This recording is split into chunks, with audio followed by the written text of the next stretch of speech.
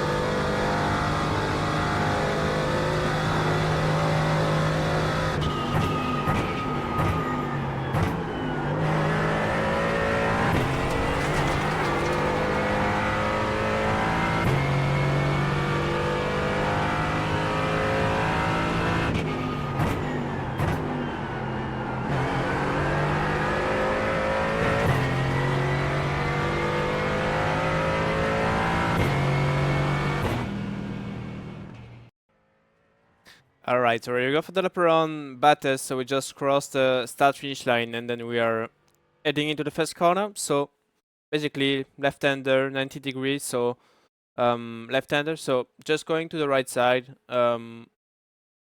entering the braking zone before turning to the left. So as a braking reference, using the 50 board, which is just right there. So this is pretty much the reference I'm looking at. And then I'm braking most likely between the first 100 and the 50 I'm focusing on at first. So yeah, braking between those two. The idea there is not to brake too late, because if you are braking too late, obviously carrying too much speed means you are going to miss the apex, most likely, and then you have a very long straight after that. So yeah, if you are arriving with a lot of speed on the entry, it's in one end good because you will gain a lot of time on the entry, but in the other end, this is the big point.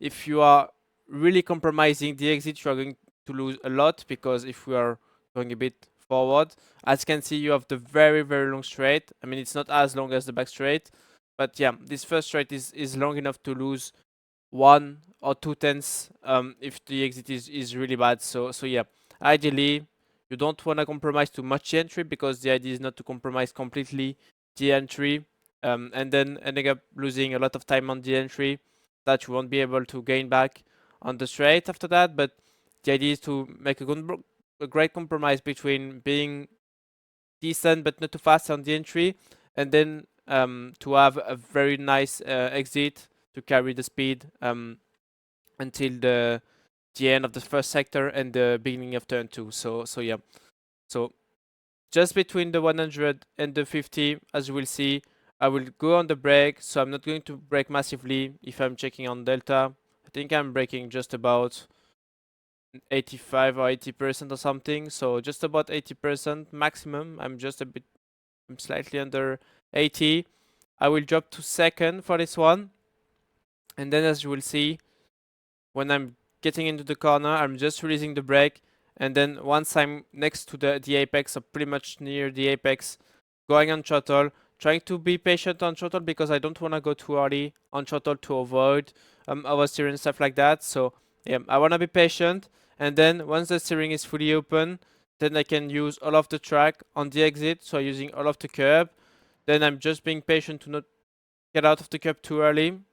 I don't know if this makes a big difference, but usually I'm going all the way um, until the curb ends, all the way on the curb, because I want to avoid to get small bounce if I'm crossing the curb just like this. So yeah, maybe it's just I'm making stories in my mind for nothing, but yeah, I just feel more comfortable to almost drive around this red and white curb than just crossing it and maybe get some bounce and lose a bit of momentum. So yeah. Then we have this very long straight, so I'm going to go faster because there is nothing really interesting. The only thing that can be interesting for you, and we also find out this thing with the GT3 before battles 12 hours, is that driving in the middle looks like it gives you a bit more speed. So when you drive, like if you use a crest in the middle of the track, it looks like it gives you some speed. It's not massively important. It's not like it doesn't feel as good in GT4 compared to the GT3, but I think especially the downhill, the back straight can gain a bit. So yeah, try this or don't try it. Because at the end of the day, it's not going to make a massive difference. But yeah, you should try. For me, it works slightly with the GT4, but it doesn't work as good as GT3. But yeah, feel free to use it. So yeah, it's just basically driving center of the track, and yeah, it's pretty much like Le Mans. If you do GT3 at Le Mans, you are used to drive in the Mulsanne straight in the middle of the track. You're not driving to the left. Of course, you're not driving to the left, but you're not driving to the very right as well. So yeah, if I take the example of between the both chicanes at Le Mans, you're driving straight in the middle of the track, like you're not driving to the right or to the left. It feels like it's pretty much the same there. So yeah, just try it, but yeah, and you will find out if it works great or not during the practice. Then for the turn 2, I'm just braking at the exit road on the left. So when this thing basically ends, or I'm close to the end, but actually I think looking like this, I'm closer to the beginning. So yeah, basically from inside the car, it feels like I'm closer to the exit of the exit road, but from the top of the car, I'm just next to the beginning of the exit road. So yeah, basically just around the exit road, just going on the brake. I'm not braking so much. I'm just braking a bit harder when the car is straight, but then yeah, we'll quickly release the brakes. So as you can see, around 70%, and then I'm releasing the brakes when I'm getting into the corner, and then early on throttle, as you will see. I think I stay with third, so going with third for this one. So yeah, this one is quite tricky, I would say, especially with the high track temp we have.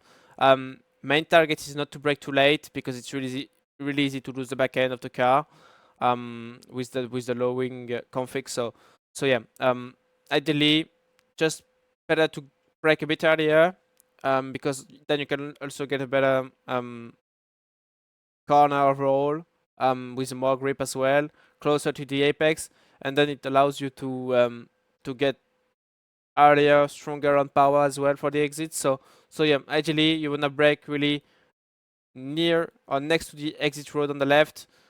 Then you go on the brake, release the brake when you are entering into the corner, and then once you are next to the curb, almost next to the beginning of the curb, because the curb begins there, and you're going just right now on throttle, So yeah, you're going quite early on throttle, and then you just try to carry the momentum.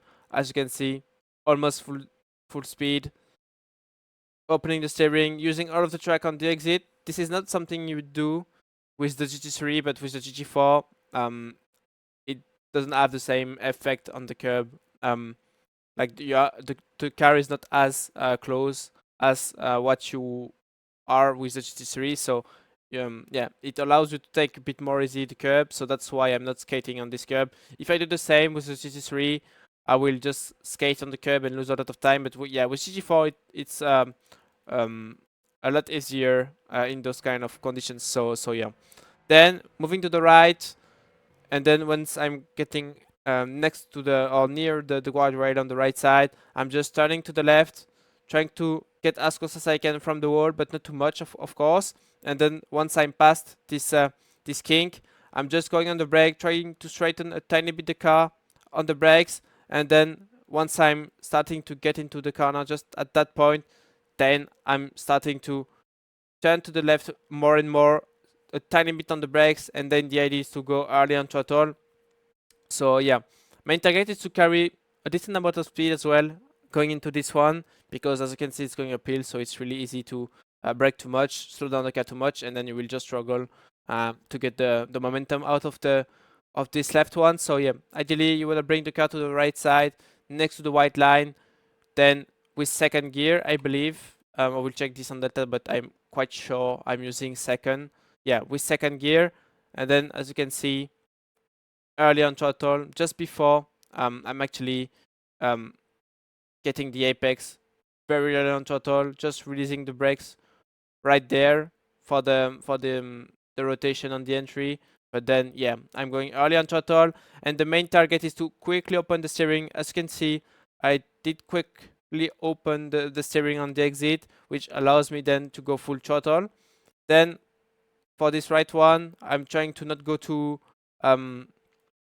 far on the right to avoid the car bouncing too much. So yeah, as you can see, I'm just staying away from the curb. The car bounced a tiny bit, but it's not too bad.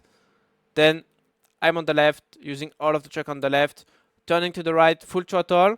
Same as what I told you before. I'm just trying to not go too deep on the right side. I could go deeper to the right, so almost being um, really closer to the wall. But yeah, if you do that, it's the same. You will bounce too much. So just like that, it's quite okay. Getting close of the wall once again. So yeah, but this is all flat out. So yeah, I don't think there is a lot of things you need to learn around there. Just make sure you're not being too greedy on the insides to avoid the car really jumping. But yeah, all of this is flat out. Then we are entering um, um, we are approaching the two fast left corners before Skyline. So as you can see, running to the left, then going to the right, trying to run as close as I can from the wall on the right. And then, as you can imagine, it's flat out once again. So yeah, just maybe be careful first lap. But yeah, then it should be flat out.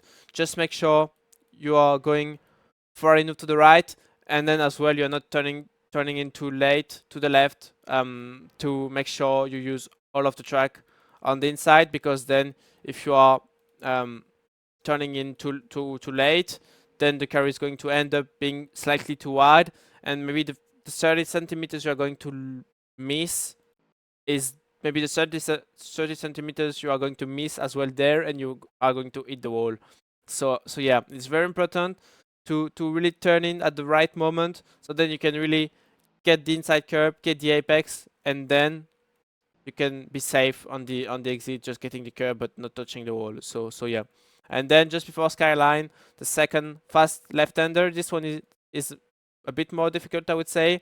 This time, top of the crest, you have to lift, not braking, but just lifting, a tiny bit of lift, and then once you are almost next to the inside, or the car is facing the corner, the apex pretty much, then bottom of the hill, I would say, you arrive from the crest, and then once you are at the bottom of the hill, then just going fully on throttle, trying to make sure you're not going too wide, but just like that, it was perfect.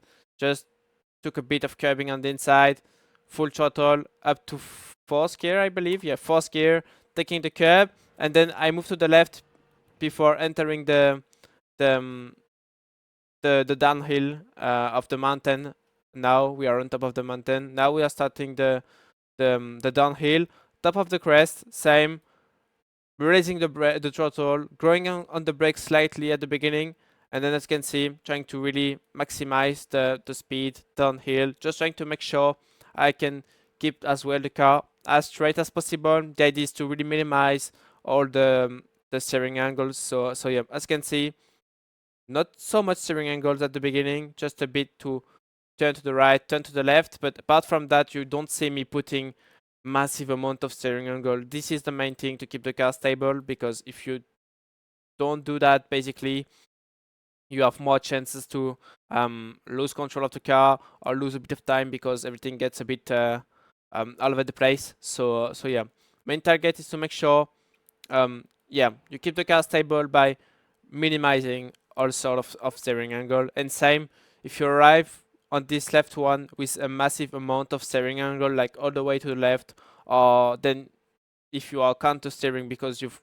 got some moment before this curbing, and at the same time you are braking, yeah, it's going to get all over the place. So like I said, minimize steering angles, and then it's going to make everything a bit easier. So yeah, on the brakes, releasing a tiny bit the brakes before going over the curb. The idea behind this is to also avoid when the car ends up in the air, and you will see that from maybe this angle. Yeah, as you can see, the car jumps a little bit, and what I want to avoid is to go too deep on the brakes, because if I'm braking strong at that time, I will lock the tires, and then this is when it can get a bit difficult. So yeah, I don't want to put too much braking, and then once the car is back on the ground, almost on the flat part of the curb, even if it's not that flat, I guess, but yeah, when the curb is getting flat and I'm almost back on the track, on the actual track, then I'm going harder on the brakes. But yeah, I don't brake so much when I'm going on the curb because the car is flying, and yeah, if the car is flying, the wheels ends up in the air, and if I'm braking too much, I will lock up the tires. So yeah, that's what I'm doing around there. Then on the brakes, as you will see, I will hold the brake until I'm getting into this corner. So the car is on the apex. I will try to run almost all the way on the curb, or at least as close as I can from the curb. And then once I'm almost at the end of the curb, I'm turning to the left. As you can see, this curb next to the end of the curb, turning to the left, releasing the brakes when I'm into the corner, and then once I'm facing the exit, as you will see, now I'm facing the exit, I can see the exit, then I'm going on throttle, trying to get the momentum. I will go up to third just after, wait, maybe no, yeah, I think I went to third quite early actually. Yeah, with second, I did short shift just between this corner, and this one. So yeah, did short shift to avoid some sort of loose loss of traction. So yeah, I think it's a bit better for me to do that. But yeah, if the car is doesn't move too much, can also keep second. It's up to you. I think it's just driving preference if you short shift or not. But yeah, I think short shifting was quite okay. I think I did prefer short shifting as well because, as you can see, you are making a very quick direction changes left and right. So yeah, this is where you can pick up some maybe oversteer or I don't know, some sort of loss of traction, like I said. So yeah, this is why I prefer to put third. So yeah, then as you can see, close of the walls on the grass, and then yeah, could get a bit closer from this wall, but not so bad of a wall. Close from the grass, close from the wall on the grass, and then yeah, we are approaching the last 2 corners or 3 corners of the mountain. So close of this one, and then once I'm getting into the I don't know really how it's called, but yeah, once I'm getting really into the corner, into this right one, then I'm releasing throttle, going on the brake, and then once the car gets straight, I'm not braking too hard when the car is moving, but then when the car is getting straight out of this corner, then as you will see, I'm going to go deeper on the brakes. I will try to keep the car as straight as I can to really maximize the braking. If we are checking on Delta, you can see that I'm braking slightly at the beginning because I'm really waiting the car to be straight, so then I can brake a bit harder. So yeah, this is what I'm doing into this corner. So just about 80%. I didn't tell the braking percentage, but yeah, it's just about the same as well into the braking of TSs as well. So yeah, as you can see the beginning of the curb when I release the brake and then going back on the braking. But yeah, focusing back on this corner. So as you can see on the brakes, and then as you will see, when I will get into the corner, I will just release the brake, trying to find the rotation. As you can see, I'm holding for quite long the brakes. I'm not trying to release too early the brakes because I want to make sure I don't overshoot the exit. It's really easy to carry too much speed when you are going on the exit, and then you end up going really close of the wall on the exit. So this means you have either to delay um, the to go on throttle, or then you are most likely going to make contact with the wall. So yeah, you have to make sure you are not carrying too much speed when entering the exit of this corner. And then once the car is on the right line, you can go fully on throttle. And then, like I told you on the first straight, I'm doing the same, driving in the middle, trying to use the crest in the middle of the track. And then we are entering the very fast kink once again, and then we are approaching the chase. I think it's the chase this corner, but yeah, the almost second last corner of the track if we don't count the right one after that as a corner because it's fully flat. But yeah, big braking zone using the 150, as you will see, big braking zone. So yeah, braking around 85% before until I'm releasing the brakes to find the rotation on the way in, and then 150 on the brakes, deep on the brakes. I will drop down to second. I think you could stay with third as well, but I'm always more confident with the AMG to drop a gear lower, and also because I prefer to be lower on gears on the exits. It's like the last corner of the Nordschleife. I think some guys prefer to stay with third, but to me it feels almost too lazy with third, so I just prefer to drop to second because it's easier for me to find the rotation as well with second, and then it gives me more. It feels like it's more powerful with second gear. It's more responsive, I would say. So yeah. As you can see, I'm not really going over the curb. I don't want a car. Want the car to get all over the place, so I prefer to avoid this curb on the inside, and then as you will see, just going fully on throttle once I'm back on top of this crest, pretty much top of the crest, going full throttle. Then as you can see, really maximizing all of the track, so I'm almost running a tiny bit on the grass as well. And then we will head into the last corner of the track. So this time I'm gonna use the 100 on the right side. The idea there is the same as turn 1, but it's a bit different, obviously. It's not the exact same um, corner, even if the idea is pretty much the same. You don't want to brake too early because you want to carry enough speed on the way in, but at the same time you don't want to carry too much speed on the entry, because then if you compromise a lot the exit, you are going to lose a lot of time, and then you don't really have anywhere to gain back this time because the start finish line is just after that. So yeah, you have to be smart about this one. Carry enough speed on the entry, but at the same time being quite how to say that. Yeah, you have to be smart into this one. Basically, if you are on a really good lap, maybe it's better to break it tiny bit earlier. So then you don't ruin completely the lap, because it happened, at least to me, really often in practice and stuff like that, to do a very good lap. I'm braking too late into the last corner, and then I'm just losing all of the time. So yeah, sometimes it's just better to brake slightly earlier for the last corner. Then you can make sure you have a really good exit.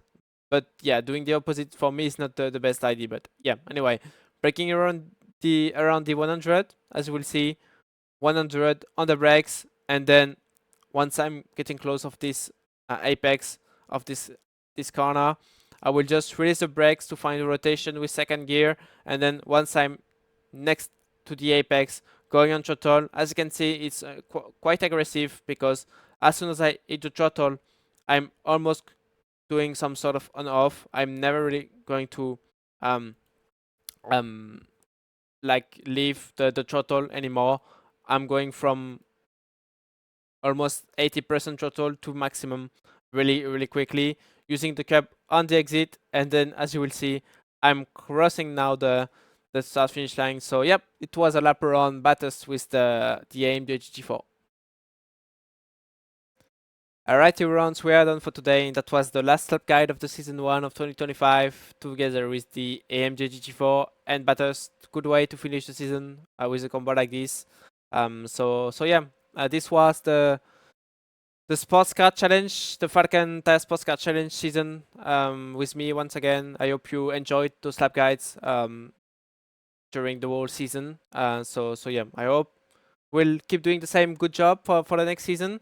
Don't forget to like and subscribe to the Coach Steph Academy channel, of course, and join the Discord server if you have any questions about all the work we're making.